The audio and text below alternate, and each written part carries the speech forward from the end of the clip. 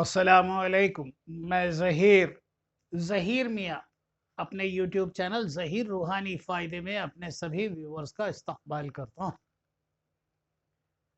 لاکھوں کروڑوں درود و سلام نبی کریم صلی اللہ تعالی علیہ وآلہ وسلم اور ان کی اہل بیت پر۔ رمضان المبارک کا آج چوتھا روزہ ہے۔ الحمدللہ رمضان ماہ مبارک ہم لوگوں کے سروں پر سایہ فغن ہے۔ روزے کے بارے میں چند چیزیں آج میں آپ کے سامنے بیان کر رہا ہوں۔ اکثریت میں لوگوں نے اپنے ذہن سے بھی کچھ چیزیں گڑھ رکھی ہیں اور کچھ چیزیں رائج ہیں ہمارے اسلامی سماج میں، جس کی وجہ سے یہ سمجھا جاتا ہے کہ ان کا روزہ یا تو ٹوٹ گیا یا مکروہ ہو گیا یا پھر روزہ ان کا خراب ہو گیا۔ اللہ تبارک و تعالی نے بڑے ہی جیدی ایسے عالم اس دنیا میں بھیجے مذہب اسلام کی بقا کے لیے اور اس کے بہتری کے لیے، اور اس کے مذہب اسلام کے اندر کوئی طرح کی ایسی چیز شامل نہ ہونے پائے جس سے کہ دین اسلام کو نقصان پہنچے۔ آج میں آپ کو کچھ چیزیں ایسی بیان کر رہا ہوں روزے اور روزے کے مسائل کی، جس کی وجہ سے یہ غلط فہمیاں ہیں کہ ان کا روزہ خراب ہو گیا۔ بہت سی ایسی غلط فہمیاں ہمارے سماج میں پھیلی ہوئی ہیں، ہمارے لوگوں میں پھیلی ہوئی ہیں۔ ہم مسلمانوں میں کچھ چیزیں ہم لوگوں نے اپنے ذہن سے گڑھ رکھی ہیں، اور کچھ چیزیں ہمارے ہاں ٹریڈیشنل یعنی باپ دادا کے زمانے سے ہوتی آئیں، تو ہم نے اسے اپنا طریقہ بنا لیا۔ شرعی تقاضے کیا ہیں روزے کے، اور روزہ کن چیزوں سے ٹوٹتا ہے، مکروہ ہوتا ہے، یہ ہمیں اچھی طرح توجہاً جان لینا چاہیے، اور ان غلط فہمیوں سے ہمیں بچنا چاہیے۔ سب سے پہلے انسان کے ذہن میں جو غلط فہمی ہے وہ یہ ہے کہ کوئی بھی شخص ہو کہ اس کو یہ لگتا ہے کہ اگر اس کو الٹی منہ بھر کے الٹی اگر آ جائے تو اس کا روزہ ختم ہو جائے گا۔ یہ ایک الگ بات ہے کہ اپنے آپ قدرتی طور پر اگر الٹی آ جائے اور اس کے مقدار اتنی زیادہ نہ ہو تو روزہ نہیں ٹوٹے گا، لیکن اگر آپ ارادتاً ہاتھ میں حلق میں اپنے ہاتھ ڈال کر، حلق میں انگلیاں ڈال کر اگر آپ قے کرتے ہیں، الٹی کرتے ہیں، تو یقیناً روزہ ٹوٹ جائے گا۔ اس لیے اگر قدرتی طور پر حلق سے کوئی بھی الٹی جیسی کوئی چیز برآمد ہوتی ہے اور اس کی تعداد اتنی زیادہ نہیں کہ وہ منہ بھر کے ہے، تو یقیناً آپ کا روزہ صحیح رہے گا، اور یہی درست مسئلہ ہے۔ اگر ہاتھ ڈال کر قے کی تو آپ کا روزہ جاتا رہے گا۔ اور یہ ہے کہ روزہ جو ہے، اگر روزہ ہے اور کوئی شخص نوجوان ہے اور وہ سو رہا ہے، رات کا وقت ہے یا دن کا وقت ہے، اور وہ محتلم ہو گیا، اسے احتلام ہو گیا، تو اس کا روزہ ٹوٹ گیا، یہ بھی غلط ہے۔ روزہ بالکل صحیح حالت میں رہے گا۔ ہاں، اگر محتلم ہو گیا ہے، احتلام ہو گیا ہے، اور اس کے جسم سے اس کی منی خارج ہو گئی ہے، تو اس شخص کو چاہیے کہ فوراً جا کر غسل کرے، اور غسل کر کے پاک لباس پہنے، غسل کرے، وضو کرے، پاک لباس پہنے، انشاءاللہ تعالی روزہ صحیح رہے گا۔ اور اس کے علاوہ بہت سی ایسی ہیں غلط فہمیاں کہ کچھ لوگ سمجھتے ہیں کہ تھوک یا بلغم نگل جانے کی وجہ سے بھی روزہ ٹوٹ جاتا۔ تھوک یا بلغم نگل جانا یعنی اب سب سے پہلے تو کھکار کر بلغم کو اپنے حلق تک، اپنی زبان تک لائیں اور پھر اسے نگل جائے، تو یہ تو ہوئی ایک ایسی چیز جو آپ کی شر کی وجہ سے، آپ کے اپنے خود کی وجہ سے وہ حلق میں تھوک اور بلغم آیا ہے، تو آپ اسے تھوک دیں، آپ کا روزہ صحیح رہے گا۔ اس کو زبردستی نگل جانے کی ضرورت نہیں ہے، لیکن یہ مسئلہ بھی اچھی طرح سے جان لیں کہ جب تک منہ کے اندر، لب دہن کے اندر تھوک اور بلغم ہے اور ارادتاً آپ نے اسے کھکار کر باہر کی طرف نہیں نکالا ہے، تو یقین جانیے آپ کا روزہ بالکل صحیح ہے، اور حلق میں رہ گئی یعنی ہمارے جو میوکس جسے کہتے ہیں، ہماری زبان کے رال، اس سے ہمارا روزہ خراب نہیں ہوتا، اور اس کو ارادتاً کھکار کر یا تو باہر کی طرف تھوک دیا جائے، ورنہ اسے نہ نگلا جائے، اور یہ ایک بہتر طریقہ ہے۔ اور پھر اس کے علاوہ یہ ہے کہ روزے میں بہت سے لوگوں نے یہ مشہور کر رکھا ہے کہ تیل یا خوشبو نہیں لگاتے، اور اگر کر لیتے ہیں کہ ان کو یہ بھی مسئلہ ہے کہ بہت سے لوگوں نے کہہ رکھا ہے کہ روزے میں ناف یعنی جو ہماری وہ ہے بیلی بٹن، اسے صاف نہیں کرتے، یہ بھی غلط ہے۔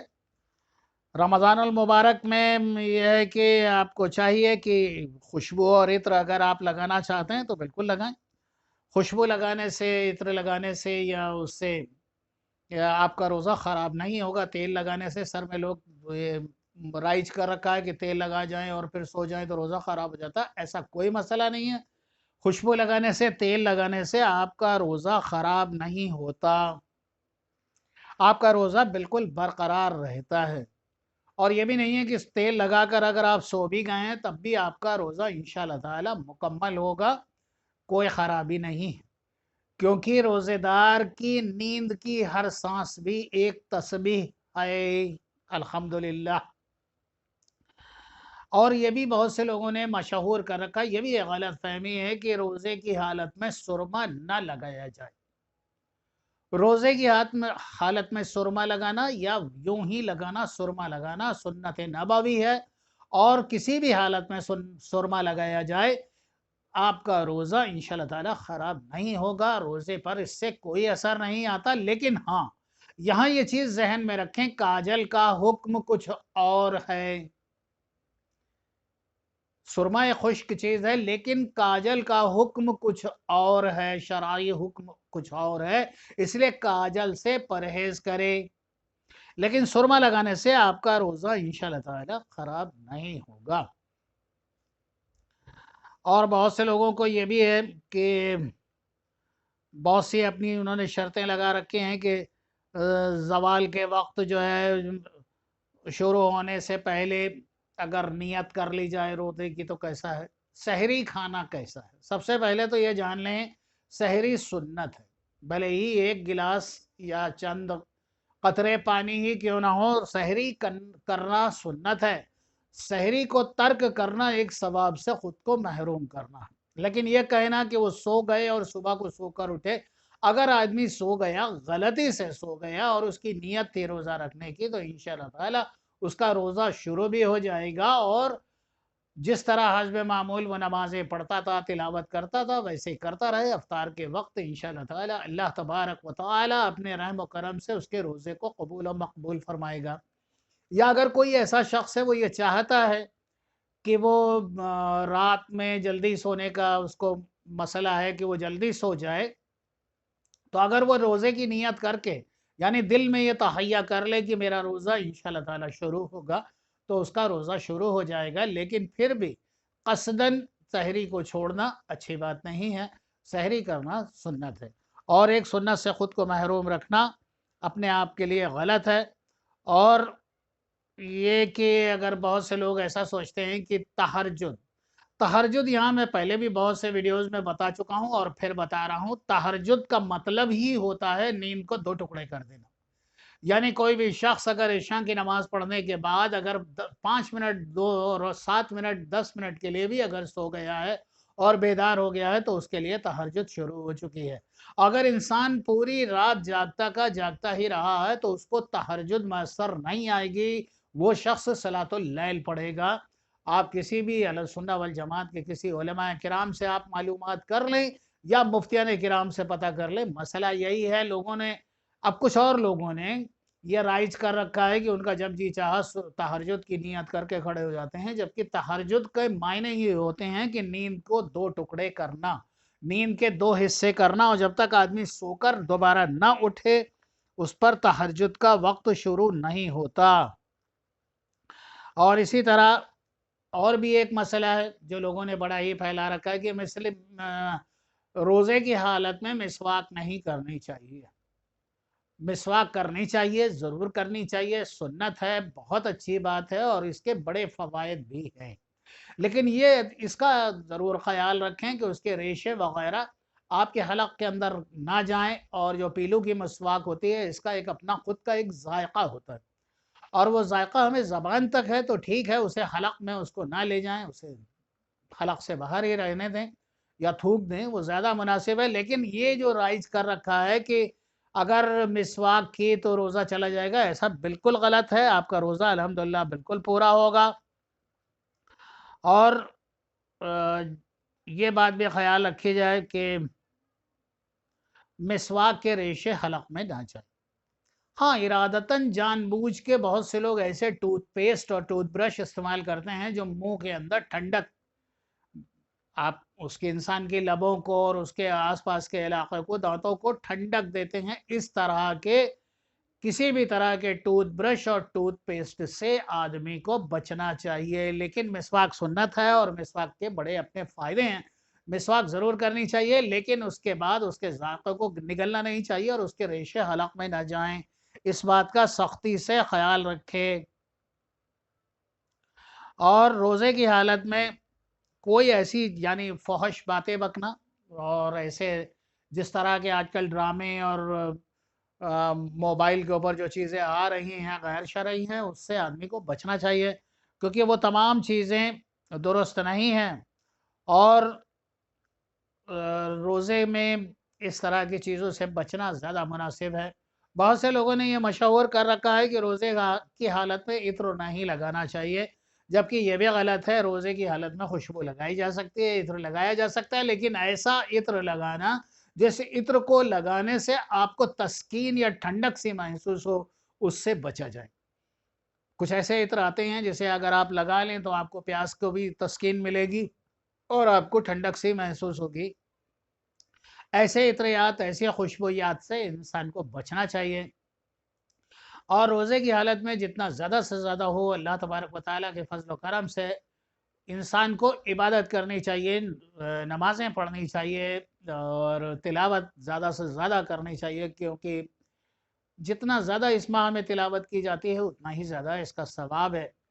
اور جب بھی شام کے وقت تراویح کے لیے مسجد کو جائے تو تھوڑا بہت صدقہ ضرور کرے.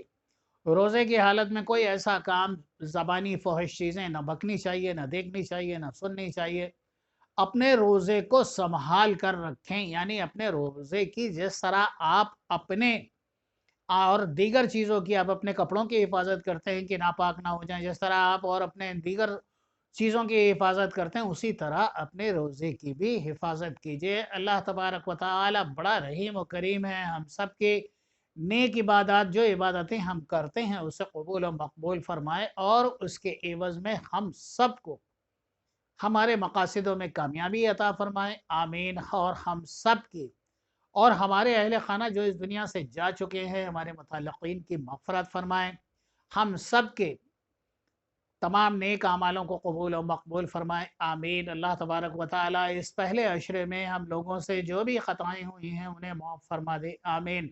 اور ہماری تمام عبادات کو اپنے نزدیک قبول اور مقبول فرما لے. آمین.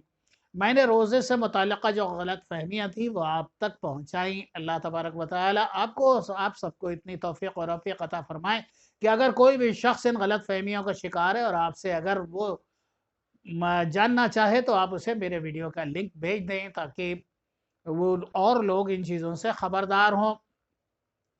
اللہ سبحانہ و تعالیٰ آپ کا، ہم سب کا حامی و ناصر ہو. بہت سی دعاؤں کے ساتھ اللہ حافظ.